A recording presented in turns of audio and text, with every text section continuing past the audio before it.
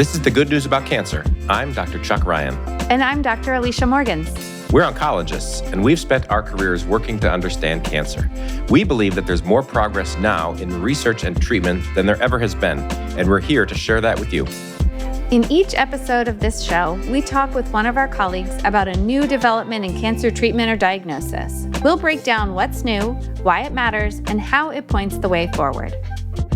And it was just this unbelievable time where we'd see patients who had failed every other therapy. Their blood counts were out of whack, off the charts, and in 3 to 6 weeks, they were normal again and they were feeling great. So, Alicia, the first season of The Good News About Cancer would not be complete if we didn't spend some time talking about Imatinib and the diseases that it treats, most notably a disease called chronic myelogenous leukemia, or CML.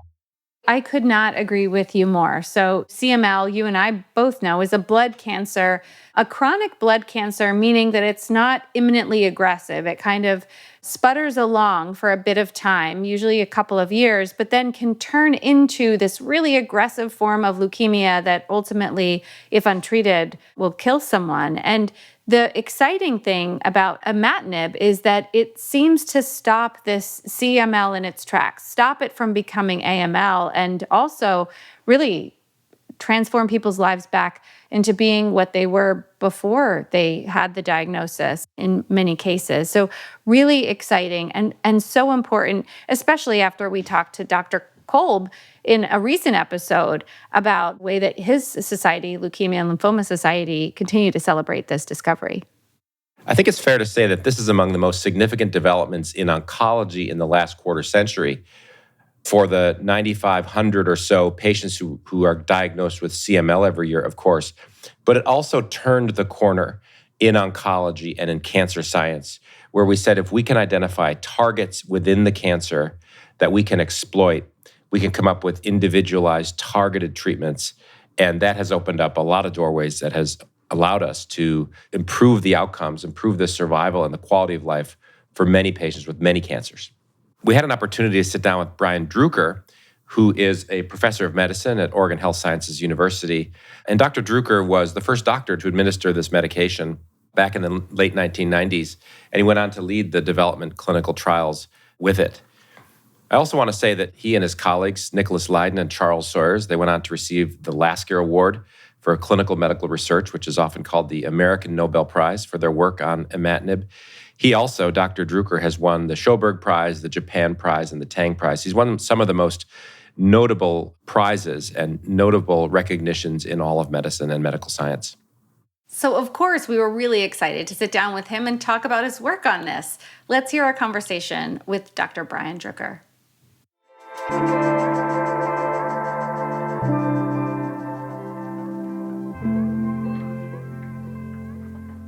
Well, Brian Druker, it is a pleasure to have you on the podcast. I wonder if you could just take us back to the very beginnings, not even of your beginning with this approach, but really take us back to the 1950s when I think this development process began. Well, Chuck, Alicia, thanks for having me on and telling this story.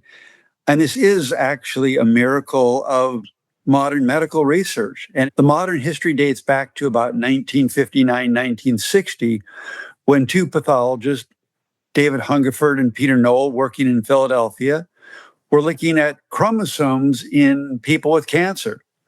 And they looked at the bone marrow and blood of people with this leukemia called chronic myeloid leukemia, and they found this shortened chromosome in everybody that had it. Working in Philadelphia, they called it the Philadelphia chromosome, figuring there'd be lots of others discovered. So the Philadelphia chromosome encodes a protein that we sometimes refer to as BCR-ABL. What do we mean by that? And do we still use that term? Yes. So BCR-ABL is still a term we use. In about 1973, when Janet Rowley, working at the University of Chicago, had been working on improved techniques to look at chromosomes. And she was identified, in fact, this wasn't a shortened chromosome 22, but a swap between two chromosomes, chromosome 9 and 22. After Janet Rowley had identified this chromosome translocation, where one chromosome broke off and joined to another, people began to map what genes were at that breakpoint junction. One gene was called BCR, called breakpoint cluster region, and the other was an enzyme that regulates cell growth called ABL. And these two genes got together, and it was like sticking a light switch on. This ABL enzyme now drove the growth of white blood cells, and this chimeric enzyme, two genes brought together, is called BCR-ABL. And that immediately led to people thinking, could that be targetable? And that's where I picked up this story in the late 1980s.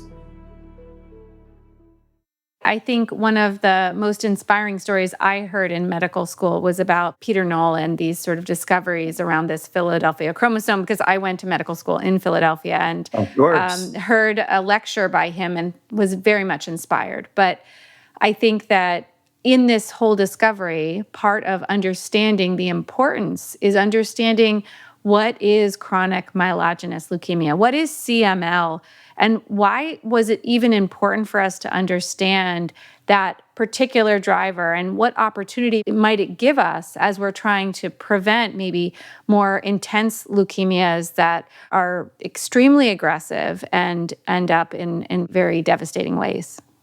So chronic myeloid leukemia, or CML for short, is one of the 4 common leukemias. It affects about 1 person per 100,000 per year, and we really don't have a clue as to what causes it. Historically, we would tell patients that were diagnosed with this leukemia, you've got 3 to 5 years to live. In 3 to 5 years, this leukemia is going to transform from a chronic leukemia into an acute leukemia, and the initial therapies were directed at controlling people's white blood count. So normal white blood count is 5 to 10,000. Average white count at diagnosis for somebody with CML is anywhere between 50,000 to 500,000. So there are medications that can decrease the proliferation of white blood cells. The common one was hydroxyurea.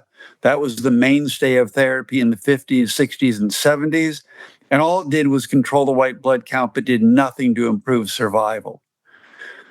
In the 70s and 80s, bone marrow transplant was introduced, and bone marrow transplant can be curable. But in the early days, it had a very high mortality rate. And even in the 1980s, it still had about a 50% mortality rate. So you might be cured, but it might also kill you in the first 6 months. So not necessarily a great option. And then interferon came along in the 1980s, and it prolonged survival in some patients by a couple of years, but it made everybody miserable. And so think about the worst cold or flu you've ever had. Your body produces massive amounts of interferon to help you fight the infection, and it gives you fevers, chills, muscle and joint aches, making you want to stay in bed all day because of fatigue. We would give that to our patients and have them take that every single day for the rest of their lives.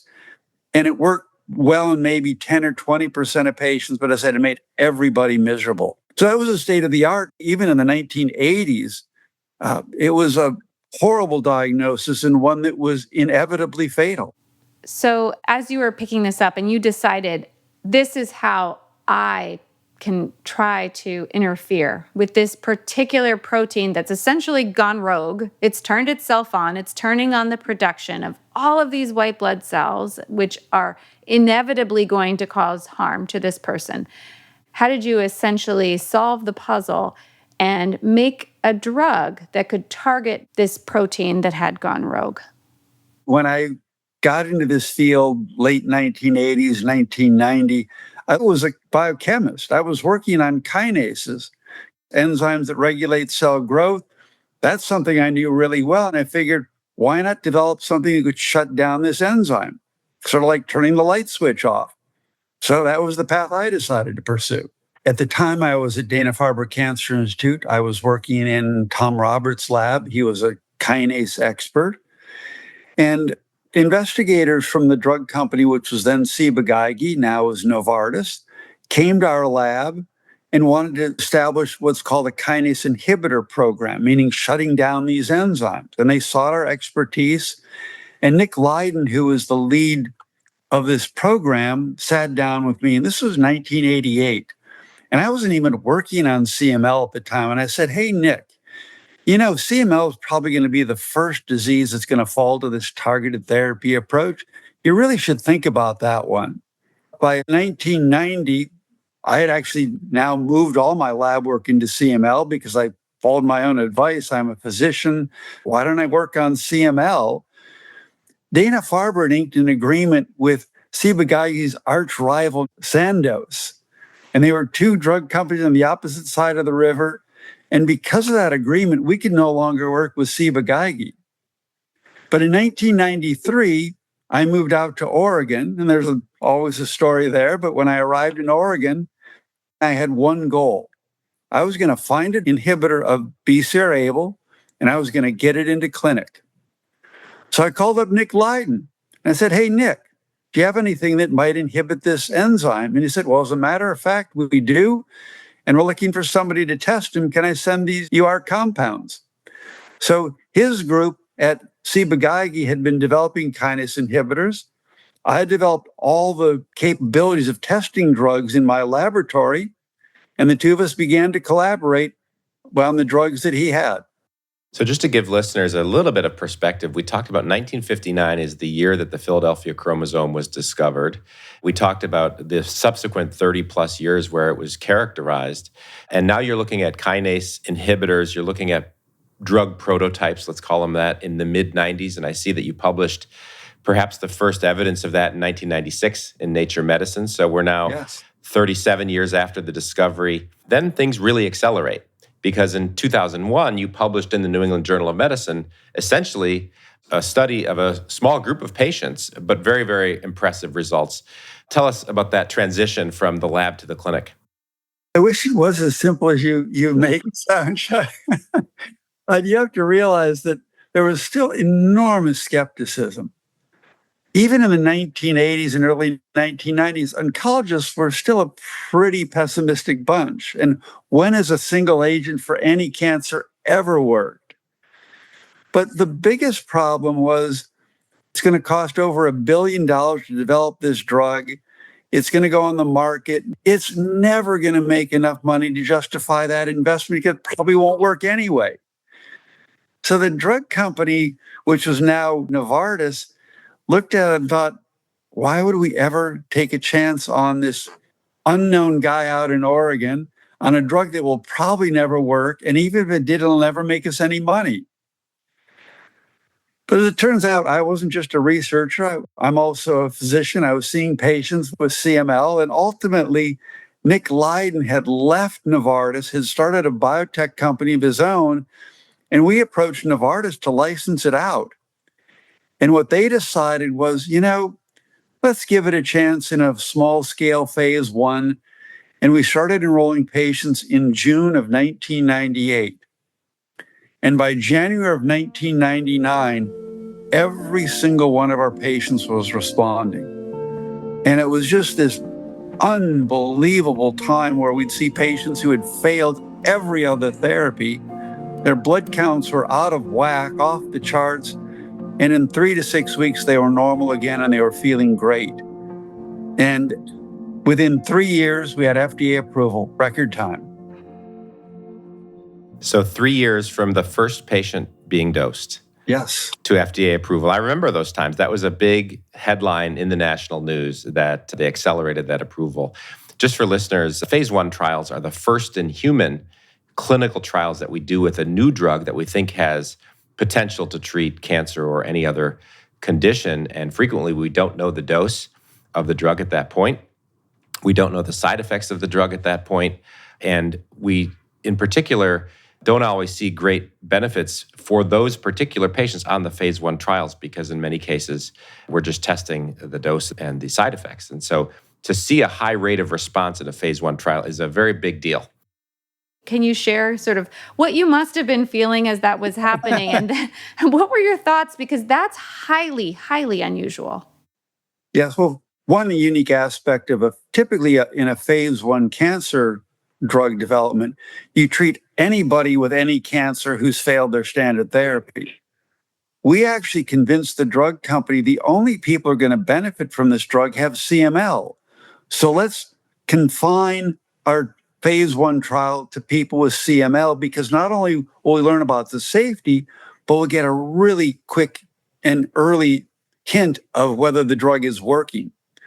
Ultimately, that was what we did. We only enrolled patients with CML who had failed their prior therapy. And people would come in with white blood counts of 50, 100,000. And when they went on imatinib, they continued to feel well. And in 6 weeks, they were normal. The most remarkable thing was we can also look for the Philadelphia chromosome in their blood and bone marrow. With imatinib, we had people who had complete disappearance of the Philadelphia chromosome after 6 months on therapy. And that was truly remarkable, even in a phase 2 or 3 trial. But to see that in a phase 1 trial, that was virtually unheard of. So when we evaluate cancer drugs, we talk about response, as we just did, and then we talk about durability of response. Speak to that. Well, the durability was critical. And I remember one day, it was April of 1999, we had just reached effective doses. And I'm thinking, what if this doesn't last? Who's going to care? If this is just a drug that lowers the blood counts and people feel a little bit better for a few months, that's not going to make a very big impact. But I went to clinic that day in April, and I had 3 patients in a row who told me, Dr. Druker, I'm feeling so much better. My blood counts are normal. I haven't felt this good in years. My hope for the future has been restored. I'm planning a trip. I'm going to buy a new car. I'm going to do something that I've always wanted to do. And I remember they were crying. I was crying. And I just remember thinking, if these patients have embraced this drug, I need to embrace it too. And I'm actually seeing one of those patients this afternoon in clinic from April of 1999 who had been told, get your affairs in order. There's nothing left to do.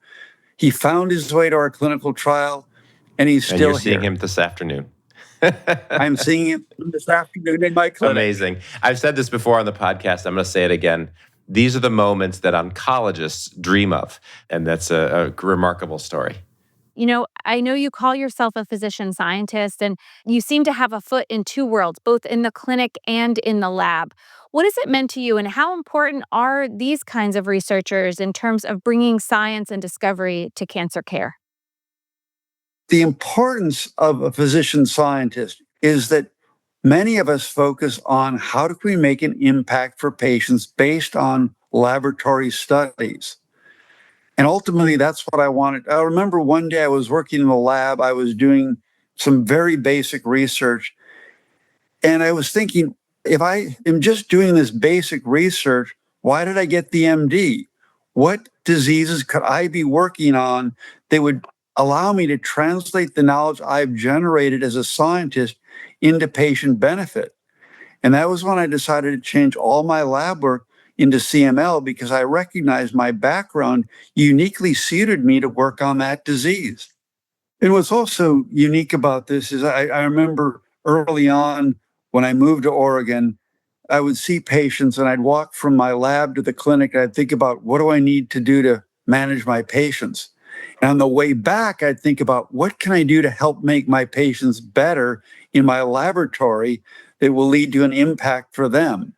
And it was always that kind of binary shifting your brain from being a doctor to being a scientist, but trying to integrate that in a way that's going to benefit and impact people. That's outstanding. I want to bring up a couple of other areas where imatinib has gone on to have some benefits. We haven't mentioned it yet, but there's another form of leukemia, ALL, where I believe the Philadelphia chromosome is instrumental and imatinib is used. Tell us a little bit of what's the story there. And then there's also a stomach cancer, gastrointestinal stromal tumor, in which it is used as a routine.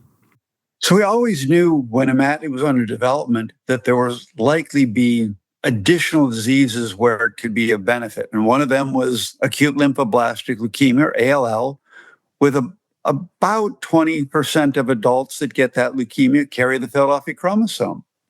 And historically, this adult leukemia was treated with high doses of chemotherapy and a bone marrow transplant if a patient had an eligible donor.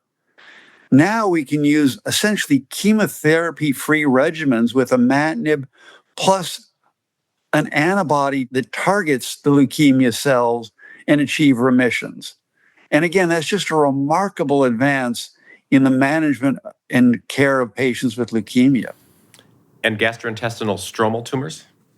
Yeah, gastrointestinal stromal tumors is a great story. When imatinib came into my laboratory, I knew two enzymes that it inhibited.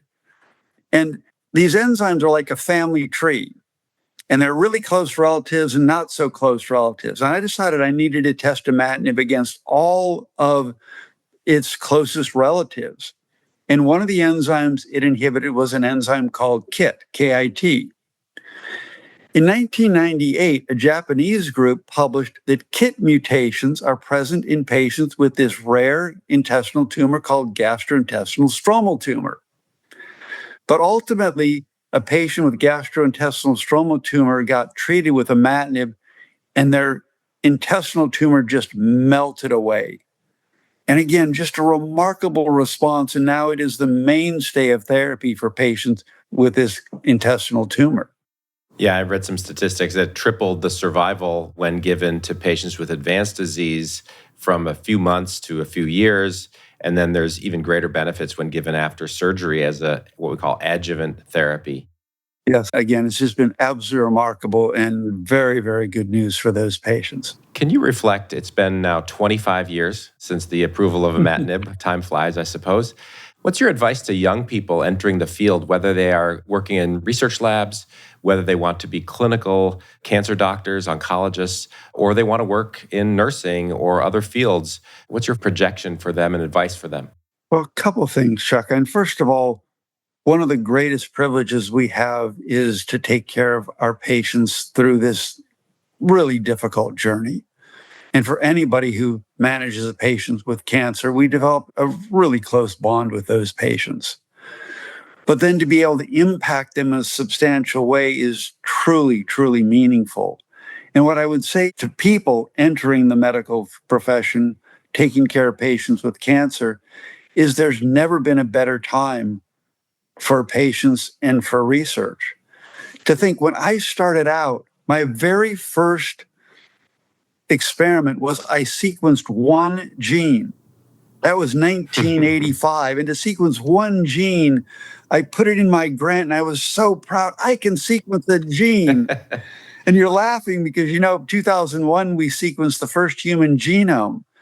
Today, we can sequence single cells, the entire genome, and put together a spatial map of the tumor. That's the kind of progress in technology we can bring to bear on cancer. And those types of experiments are going to let us unlock the mysteries that still exist in cancer that are going to get us to even better treatments. There is still a lot of work to be done, and we savor our successes, and we need to do everything we can to accelerate that progress because there's somebody that needs our help today.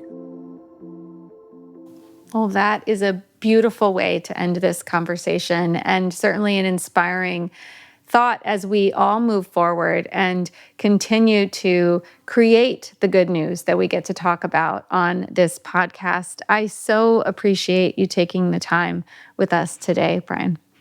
Alicia, Chuck, absolutely my pleasure. Thanks for doing this and bringing good news to the world.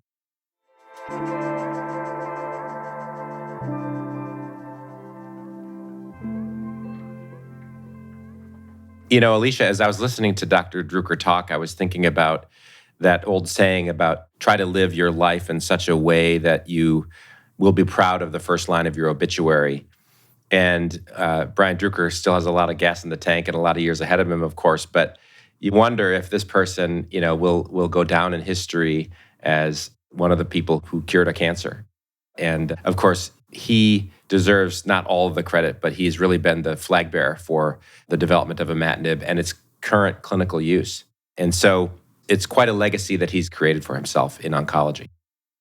I completely agree. And I think that the people that are continuing to benefit, even those first patients who are continuing to benefit from those early trials that he led, Would absolutely agree with you as well. And I think that it was an exciting way to end season 1 of our podcast to have him on the show. There have been so many great conversations. And one of the things that I've realized in completing this first season is that we're just scratching the surface. And there are a lot of other stories to tell. And actually, there's a lot of news coming out, which we will be able to report as good news about cancer, I think. I agree. And, just to reflect, we talked about HPV vaccination. We talked about early detection of cancers, perhaps even before they become cancers. We talked about genetic screening for breast cancer and ways that we can stamp out cancer in families, perhaps for generations to come. There are so many exciting things. And so for anyone who has not listened, please take a minute and go back and listen to season 1. But remember too, we're working on a second season. So make sure you subscribe to this show wherever you are listening. Go do it right now. Hit that subscribe button and get ready for season 2 because it is on its way. My name's Alicia Morgans at Dana-Farber Cancer Institute in Boston. I am really excited to have the next season to go, and thank you for listening to season 1. Chuck? Thanks for listening to The Good News About Cancer. I'm Dr. Chuck Ryan at Memorial Sloan Kettering Cancer Center in New York. The views we express on this show are our own and do not represent the views or opinions of the institutions where we work. Thanks to Lily for support of the show. Our production partner for this series is Citizen Race Car. This episode was produced by Anna Van Dyne with post-production by Alex Brower. And there's a whole lot more good news to talk about, so make sure you subscribe to this wherever you listen to your podcasts. And if you like the show, share it with someone you think might find it interesting. And as we like to say, even if you don't like the show, share it with somebody because they probably will. We'll be back again soon with more good news about cancer.